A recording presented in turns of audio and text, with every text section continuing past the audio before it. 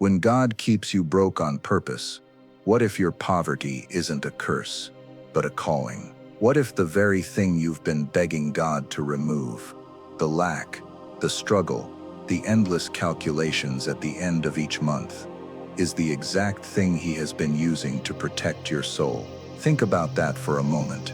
You've prayed, you've cried, you've fasted, you've given what little you had, you've tried to do things right, and still, the bills stack up. The bank account doesn't change. The opportunities never seem to come. The doors remain closed while others walk through them so easily. And deep inside your heart, the question whispers, God, why me? We don't like to say it out loud. We're afraid it sounds ungrateful. We're afraid it sounds unfaithful. So we dress it up with nice words. But in the private corners of our souls, we wonder, am I being punished? Have I done something wrong? Did God forget about me?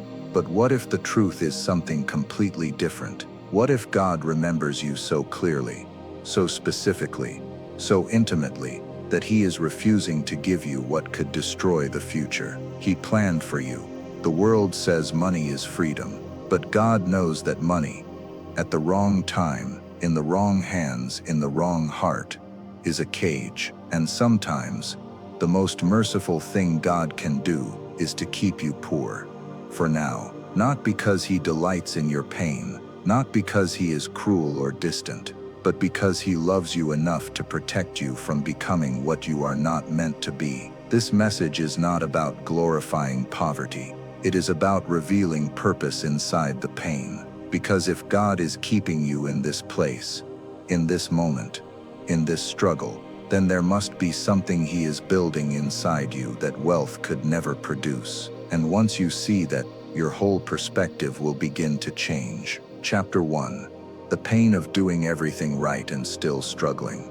There is a special kind of pain that only faithful people understand. It is not the pain of rebellion. It is not the pain of laziness. It is the pain of obedience that doesn't seem to work. You prayed like they told you to. You tithed even when it hurt. You tried to live honestly. You tried to forgive, to love, to serve. You tried to trust God instead of shortcuts. And yet, here you are, still counting coins, still checking the same empty account, still watching others get the breakthrough you begged for. That kind of pain is quiet. It hides in your thoughts. It creeps in late at night, when everyone else is asleep, when your room is dark, when your phone lights up with another bill, another reminder, another overdue message. And in those moments, the enemy whispers things into your mind that you never imagined you would believe. Maybe God is blessing everyone but you. Maybe you are not good enough. Maybe faith is for fools. Maybe nothing will ever change. And the worst part, you can't even say it out loud, because people around you expect a strong Christian. They expect Bible verses. They expect smiles. They expect faith. So you swallow the doubt. You hide the shame. You nod and say God is good, while inside a storm is raging. You start comparing your life to others. They are less faithful but more blessed. They pray less but have more. They sin more yet struggle less. And that comparison poisons your heart slowly. You begin to feel forgotten, overlooked, invisible. But here is the truth you may not have considered yet. God sees this battle, and He also sees what is being formed inside you because of it. Struggle reveals your real motives. Struggle strips away false faith. Struggle forces you to seek God for who He is, not for what He gives. Anyone can praise God in abundance. Anyone can thank Him when the wallet is full and the future looks safe. But few still kneel when nothing makes sense. That is a rare kind of faith, a dangerous kind, a faith the enemy fears. Because the moment you learn to trust God in the dark, you cannot be controlled by the world's light. You think this season is breaking you, but what if it's actually exposing the deepest strength you never knew you had? What if God is not testing your patience, but building your authority? Gold is not shaped in comfort. Diamonds are not formed in softness. And the kind of person God uses to carry true abundance must first be tested in lack, not to destroy them, but to prove they will not be destroyed by abundance when it finally arrives. The pain of this chapter is real, but it is not wasted, and it is not permanent. Chapter 2. Not all poverty is the same. One of the greatest lies the enemy tells suffering people is this: all poverty is the same, and it is your fault. But the Bible never treats lack as one simple issue. In fact, Scripture reveals that there are different kinds of poverty, and they come from different sources. Some poverty is the result of bad decisions. Some poverty comes from broken systems, injustice, corruption, or oppression. Some poverty is caused by generational patterns. Some poverty is the result of spiritual warfare. And then there is a kind of poverty that God Himself allows for a holy purpose. This is the one nobody talks about. This is the one that confuses believers the most. Because how can a loving God, a God who calls Himself provider, shepherd, father, allow His own child to struggle? Here is the truth. The world does not understand. God cares more about who you are becoming than what you are having. The world focuses on outcomes. God focuses on transformation. The world asks, how much do you have? God asks, who are you when you have nothing? Because abundance cannot heal a broken heart. Wealth cannot fix a twisted identity. Money cannot teach humility, obedience, or wisdom. In fact, more often than not, it hides the very problems that destroy people later. You may call it poverty, but in God's hands, it is assignment. An assignment to learn endurance, an assignment to learn gratitude, an assignment to learn stewardship in the small, an assignment to learn dependence on Him, not on your own ability. Think of the Israelites in the wilderness. They were no longer slaves, but they had not yet reached the promised land. They had manna instead of feasts. They had tents instead of cities. They had daily dependence instead of long-term security. They complained. They grumbled. They wanted Egypt back. But God wasn't trying to starve them. He was trying to remove the slave from their hearts before bringing them into freedom. Because a slave in a palace is still a slave. And sometimes, God keeps you in a season of not enough to divorce you from the mindsets that could not survive a season of more than enough. Poverty, by assignment, is not shameful. It is sacred. It is the desert before the destiny, the silence before the song, the breaking before the anointing. And when you understand that, something shifts inside you. You stop asking, why am I poor? And you begin to ask, what is God trying to grow in me right now? That question is the beginning of wisdom. Chapter 3. God's protection in disguise. There is something painful we must face, and something holy we must understand. Not everything you desire is safe for you yet. We like to think that money is always a blessing. We imagine that more income will solve our problems, remove our stress, heal our wounds, and finally make us feel secure. But God sees what lies beyond the surface. The hidden dangers, the temptations, the pressure, the pride, the identity shift that can happen when too much comes too soon. You only see the blessing. God also sees the burden. You only see the comfort. God sees the corruption waiting at the door. Too many lives have been destroyed, not by lack, but by sudden abundance. People prayed for wealth, and when it arrived, it destroyed their marriages. They asked for success, and when it came, it killed their peace. They dreamed of fame, and when they reached it, they lost themselves completely. Money didn't save them. It exposed them, and God, who knows the end from the beginning, sometimes steps in and lovingly says, not yet. Not because He is withholding good, but because He is preventing harm. What you call poverty, God calls protection. Protection from people who would use you. Protection from roads that would lead you away from Him. Protection from temptations your current heart could not resist. Protection from an identity you are not strong enough to carry yet. Think about Joseph. He had a powerful dream, but he was not ready for the throne. He had vision, but he lacked wisdom. If God had given Joseph power at 17, it would have destroyed him. So God allowed the pit, the slavery, the prison, not because Joseph was rejected, but because Joseph was chosen. The delay was not denial, the delay was development, and the same may be happening in your life. You cry for provision, but God is working on discipline. You beg for increase, but God is healing your pride. You ask for a platform, but God is building your character in private. Because if you cannot handle lack with humility, you will not handle abundance with grace. It is not that God doesn't trust you. It is that He loves you too much to release you into something that would destroy what He created you to be. So if you feel hidden, if you feel overlooked, if you feel stuck in a small place, maybe you're not being punished. Maybe you're being preserved. For the moment when your blessing will not break you, but instead reveal the person God has been shaping all along. Chapter 4. Poverty as a training ground for kingdom authority.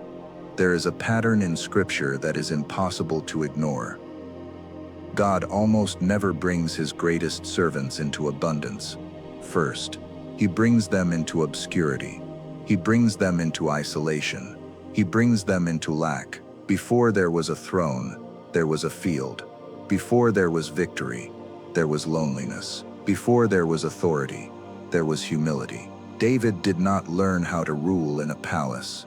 He learned while watching sheep that didn't belong to him. Day after day, he stood alone under the open sky. No applause, no salary, no recognition, just him, a flock, and a God nobody else could see. That is where he learned to protect. That is where he learned to fight fear. That is where he learned to trust God instead of weapons. If God had placed David in comfort, luxury, and security too early, he would have never developed the heart of a king. Moses wasn't shaped in Pharaoh's palace. He was shaped in the wilderness. 40 years of silence, 40 years of dust, hunger, heat, and distance from everything he thought defined him. But the wilderness stripped the pride from him and replaced it with dependence on God. And when God finally called him, Moses was no longer a prince hungry for power. He was a servant led by God's presence. And what about Jesus, the Son of God, King of all kings? He owned everything, yet he possessed almost nothing. No home, no wealth, no earthly safety. He depended on others for food, shelter, and rest. And still, he walked with authority no money could ever buy. Why? Because real authority is not built by riches. It is built by surrender. Scarcity does something to the soul that comfort never can. It teaches you how to pray with sincerity, how to hope without evidence, how to trust when there is no backup plan, how to walk by faith instead of sight, how to value people over possessions. It trains you to hear God's voice in silence. It teaches you to recognize provision in impossible places. It humbles you when pride tries to rise. It strengthens you when weakness tries to rule. You may think God is holding you back, but what if He is actually preparing you for a level of influence that would crush the version of you that exists today? You don't train for a marathon by running 1 mile. You don't become strong by lifting light weights. And you don't become a vessel of divine abundance by living in constant comfort. Your current lack is your training ground. Your smallness is your preparation. Your hidden season is not a sign of failure. It is God building muscles in your soul that abundance will later require. And one day, when God does release more into your hands, you will not be soft. You will not be reckless. You will not be ruled by it. You will be trained, and you will be ready. Chapter 5. The battle for your heart. The greatest war is not over your bank account. It is over your heart. That is what God is really guarding in this season. Money is not evil. God is not afraid of wealth. He created gold. He created abundance. He created beauty and resources and overflow. But the problem has never been riches. The problem has always been what riches do to the heart of a human being. Money has a strange power. It promises security. It whispers identity. It pretends to be a god, And the scriptures are clear. You cannot serve both God and mammon. You cannot give first place to your Father in heaven while secretly bowing to a number in your bank account. One will always fight for the throne of your attention, your loyalty, your trust, your peace. So before God increases what you carry in your hands, He must first purify what is ruling your heart. This is the part that hurts, because God doesn't just delay wealth, He exposes your relationship with it. In lack, your heart is revealed. Do you grow bitter, or do you grow deeper? Do you curse, or do you seek Him? Do you become jealous, or do you remain faithful? Do you envy those who have more, or do you bless them? Do you turn away from God, or do you cling tighter to Him? Scarcity is like a mirror. It shows you who you truly are without distractions. If God were to bless you right now, would you serve more people or serve yourself? Would you stay humble or feel superior? Would you give more or guard more? Would you worship Him or thank yourself? God is not after perfect behavior. He is after a surrendered heart. He is not asking, "Are you good enough for money?" He is asking, "Is money still your God?" Because once wealth enters your life, it does not make you someone new.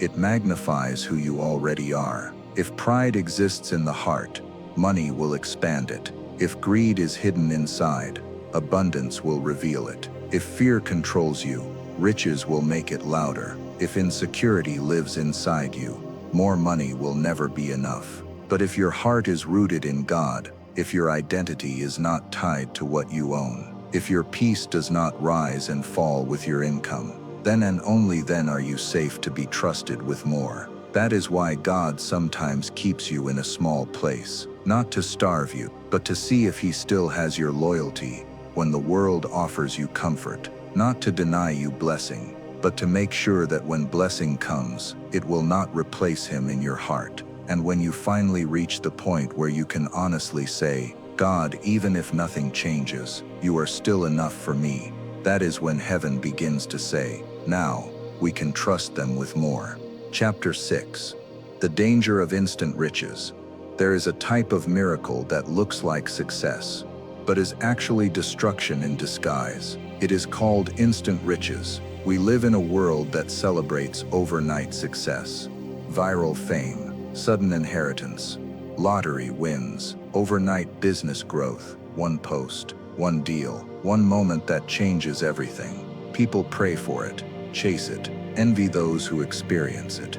But the Bible quietly warns about it, because what comes too fast often leaves just as fast, and takes pieces of your soul with it. When wealth arrives without wisdom, it does not bless, it overwhelms. Think of a child given control of a powerful machine, without training, without understanding, without discipline.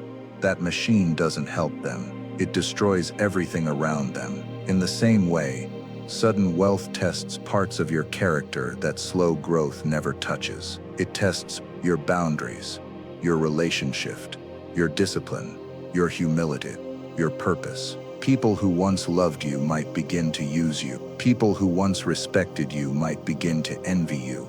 You might begin to see yourself as more important than you truly are. You might lose compassion. You might lose prayer. You might lose God in the middle of your comfort. And here is the darker truth. Many people did not walk away from God because of suffering. They walked away because of success. They didn't stop praying when they had nothing. They stopped praying when they had everything they wanted. They didn't forget God in the valley. They forgot Him on the mountain.